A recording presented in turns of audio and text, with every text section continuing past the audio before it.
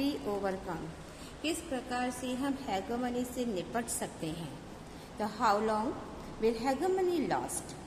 And how do we get beyond hegemony? These become, for overviews reason, some of the burning questions of our time. History provides us with some to answer these questions, but what about the present, the futures? In international politics, every few factors formally curtail the exercise of military power by any countries. This is no one world government like the government of a country. As we shall see in chapter number 6, international organism is not world government. Thus, international politics is politics without government. There are some rules and norms called the law of war that restrict but do not prohibit war. But few states will entrust their security to international law alone. Does this mean that there is no escape from war and hegemony? Now, हम किस प्रकार से इस हेगेमनी से निपट सकते हैं? ये कब तक चलता रहेगा अमेरिका का हेगेमनी रूल्स एंड इस हेगेमनी से हम किस प्रकार से बच सकते हैं? तो जाहिर है कि इन क्वेश्चन के समय हमारे वक्त के समय या हमारे टाइम के अकॉर्डिंग कुछ ऐसे ही क्वेश्चंस हमारे सामने आते रहेंगे और हिस्ट्री से हमें इन बातों की सवालों के जवाब की कुछ ना कुछ आंसर प्रोवाइड मिल सकता है। लेकिन यहाँ पे हिस्ट्री ही नहीं, हमें प्रेजेंट और फ्यूचर के भी इसके अंदर कुछ ना कुछ बात होनी ही चाहिए। तो इंटरनेशनल पॉलिटिक्स में ऐसी कुछ गिनी चुनी बातें हैं या फैक्टर्स हैं जो किसी कंट्री की मिलिट्री पावर पर लगाम कस सकते हैं। हर कंट्री में एक गवर्नमेंट होती है, लेकिन वर्ल्ड गवर्नमेंट जैसी कोई भी चीज़ हमारे सामने नहीं है। तो चैप्टर नंबर 6 में हम इस बात करेंगे कि इंटरनेशनल ऑर्गेनाइजेशन वर्ल्ड गवर्नमेंट नहीं है। इंटरनेशनल जो ऑर्गेनाइजेशंस है, ये इंटरनेशनल पॉलिटिक्स दरअसल एक गवर्नमेंट विदाउट गवर्नमेंट पॉलिटिक्स है और कुछ ऐसे नॉर्म्स या रूल्स बने हुए हैं जो जरूरी है कि किसी न किसी प्रकार से वार के ऊपर हम कंट्रोल कर सकें। लेकिन ये कायदे, ये कानून, ये नॉर्म्स वार को रोक नहीं सकते हैं। लेकिन फिर भी कोई ना कोई ऐसा कंट्री होगा जो अपनी सिक्योरिटी को इंटरनेशनल लॉ के हवाले कर दे। और क्या इन बातों से समझा जाए कि न तो हेगेमनी से कोई छुटकारा है और न ही युद्ध से किसी प्रकार का कोई हमें छुटकारा मिल सकता है। Now in the sum part short term we must recognize that no single power is anywhere near balancing the US military. A military coalition against the US is even less likely given the difference that exists among big countries like China, India and Russia that have the potential to challenge US hegemony. Now ये कहते हैं कि फिलहाल हमें ये बात मान लेनी चाहिए कि कोई भी कंट्री में जहाँ पर यूएस मिलिट्री के जोड़ बने हुए हैं या यूएस मिलिट्री बनी हुई है, तो जैसे भारत है, चाइना है, रशिया है, ऐसे बड़े कंट्री में अमेरिका, ये अगर बड़े कंट्री हैं तो यही सब मिलकर के अमेरिका को चैलेंज दे पाने में पॉसिबल है। लेकिन इन कंट्री के बीच में अगर आपस में ही डिफ्रेंशिएट है, विभेद है, डिस्क्रिमिनेशन है, तो इन डिस्क्रिमिनेशन के रहते ही अमेरिका के विरुद्ध हम कोई भी कोलिशन नहीं कर सकते हैं। ठीक है, हम किसी भी प्रकार से अमेरिका को चैलेंज नहीं कर सकते हैं। तो सम पीपल आर्ग्यू, इसके लिए कुछ लोगों ने अपना आर्गूमेंट दिए हैं that it is strategically more prudent to take advantage of the opportunities that hegemony create. For instance, raising economic growth rate required increased trade, technology transfer and investment, which are best required by working with rather than against the hegemony.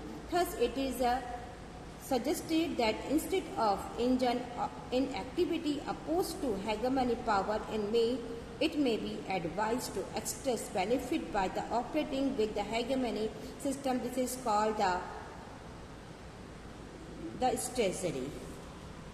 It is called the bandwagon strategy. अब कुछ लोगों का ये तर्क भी है कि लोगों को जो अवसरों के लाभ उठाते हैं कि अपॉर्चुनिटीज़ है, इसका लाभ उठाने की ट्रेजरी को ज़्यादा से ज़्यादा करना चाहिए। फॉर एग्जांपल के लिए अगर इकोनॉमी आपको ग्रोथ करनी है, अपने रेस को हाई करनी है या अपने ट्रेड को बढ़ाना है, टेक्नोलॉजी को आगे से ट्रांसफ़र करना है, तो अमेरिका के साथ मिलकर के हमें काम करना ईजी होगा। अगर हम उसके अगेंस्ट में रहेंगे तो ऐसे में ये जो हमें सजेशन दिया जाता है कि सबसे पावरफुल कंट्री है तो पावरफुल की जगह हमें किसी और के साथ देना चाहिए, तो ये हमारे कुछ फ़ायदेमंद की बात नहीं होती है। तो ये कहना उचित होगा कि बैड ड्रैगन जैसे बैड ड्रैगन जैसी जो ट्रेजरी है उसी को ही ये बात कही गई है, इसी को ही बैड ड्रैगन ट्रेजरी का नाम दिया गया है। तो अंदर treasury open to stage it is to hide, दूसरी जो ट्रेजरी है वो इसके सामने छुपी हुई ट्रेजरी है। This implement staying as far remove from the dominate power as possible. There are many example of this behavior. China, Russia and European Union, all of them in the different way are seeking to stay below the radar as it were, and not overly and undoubtedly the US.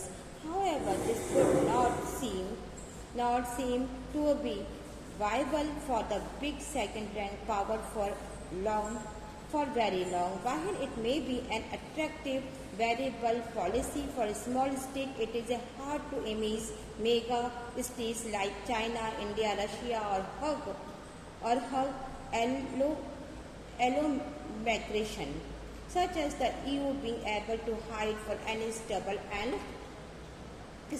length of time. Now अगर हम देखते हैं कि हमारे सामने और भी alternative ये है कि ये जो अल्टरनेटिव कंट्रीज है अपने आप को हाइड किए हुए, इसका मीनिंग ये है कि जहाँ पर हेगेमनी वाले कंट्री की बात होती है तो ये सब चीज़ हमसे दूर हो जाती है।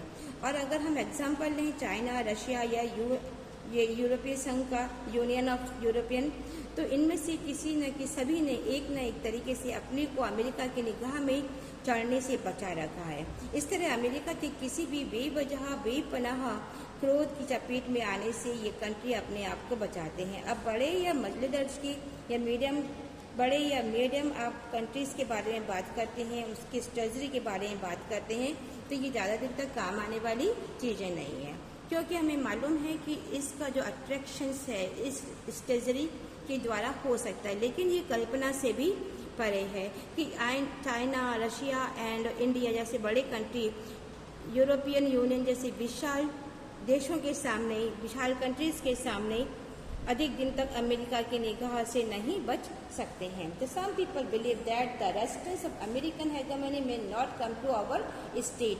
कुछ लोगों का ये मानना है कि अमेरिका के हेगेमनी जो है इसके प्रति अगर इस कंट्री और इन कंट्रियों के समूहों का सामना नहीं कर पाएगा, which as we have seen are the powerless and confront the US today, but rather from non-state actors. These are the challenges to American hegemony will embrace in the economy and culture realm, and will come a combination of non-government organizations, NGO, and social movement and public opinion. It may arise the section of the media and interact arise the return. These various actions may be from like across national boundaries, include with the American to criticize and assist US policies. You may have hear the saying that we now live in a global village. In the global village, we are all the neighbor of a live village headman. If the behavior of the headman become intolerable, we will not have two options to living a global village, because this is to the village we have, because this is to the only world we know, and the only village we have responsible than the only options available. Now, कुछ लोग ये मानते हैं कि America की हेगेमनी के प्रति कोई भी कंट्री या कंट्री का समूह इसका चैलेंज नहीं कर पाएगा, क्योंकि आज सारी कंट्री अगर अमेरिका की पावर के आगे बेबस है। वे लोग मानते हैं कि अमेरिका की हेगेमनी के प्रति के लिए वे आएंगे या उनका राजस्व बना रहेगा। अमेरिका की हेगेमनी को इकोनॉमी एंड कल्चरल के रूप में हम चैलेंज नहीं कर सकते। और कुछ ऐसी नॉन गवर्नमेंट है ऑर्गेनाइजेशंस हैं, जो सोशल मूवमेंट हो गए, इन लोगों ने आपस में मिलकर के या मीडिया के द्वारा या कुछ क्वालिफिकेशन लोग हो गए, आर्टिस्ट हो गए या फिर राइटर्स ने अमेरिकी हेगेमनी के अपोजिशन में वो आगे आए हैं और इन संस्थाओं ने अपना एक नेटवर्क बनाया है जिससे कि अमेरिकी सिटीजन्स भी इसमें शामिल हो सकेंगे और उनके साथ इस अमेरिकी पॉलिसी के वो क्रिटिसाइज भी कर सकेंगे। और हमने ये सुना है कि अगर ग्लोबल विलेज में से अगर कोई चौधरी नाम का व्यक्ति है जिसकी पूरी ग्लोबल विलेज के अंदर मान्यता है, तो हम अगर वह अपने पड़ोसी को कहता है कि तुम्हें यहाँ से बाहर निकल जाए, तो ये बात पॉसिबल नहीं है, क्योंकि ग्लोबल के पास में ऐसा कोई भी ऐसी जगह नहीं है जहाँ वो व्यक्ति जा सकता है। अतः उसे अपने इस चौधरी के साथ में जैसा वह चाहता है उसके अकॉर्डिंग ही रहना पड़ेगा।